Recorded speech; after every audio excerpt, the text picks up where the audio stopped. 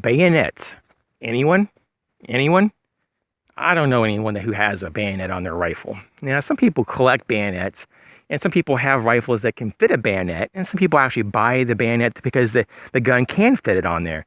But in terms of practicality, are you going to really put a bayonet on your rifle and run around in an SHTF situation or a grid down or for self-defense? Would you really do that?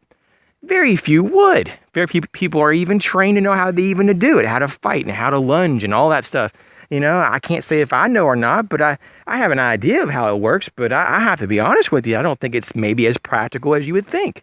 Now, God forbid if you were in that close quarters and you had to get that close to your threat or enemy, that's pretty bad. I think I'd be, pulling the trigger, not so much trying to lunge and stab.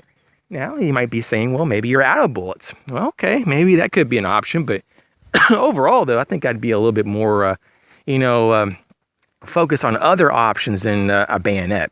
Now, what can you do with a bayonet? Well, they sometimes have been used as a trench knife, maybe to help dig out maybe a trench or maybe dig out some things, maybe as a prying tool, or maybe just a very general camp knife. Some of them have very awkward grind profiles on the blade, and sometimes, if not most of them, are made out of, either like some type of spring steel or, they're very tough type of blades. Some of them are made out of stainless steel, but most of them it's pretty much a high carbon blade because it has to be really durable to puncture things.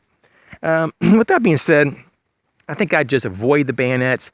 Just put your money toward a better bushcraft knife, a better survival knife. That's just the way I would go about it. Or get you a couple decent pocket knives that are hard use knives that are going to last many decades and that have good steel. And that's something that, that's not going to be too heavy. Because that's what we find out, though, that you may pay a premium for the better steels, for the lightweight nature, for those better designs. And I would rather do something like that than to buy a bayonet. So as always, you guys take care. Talk to you soon.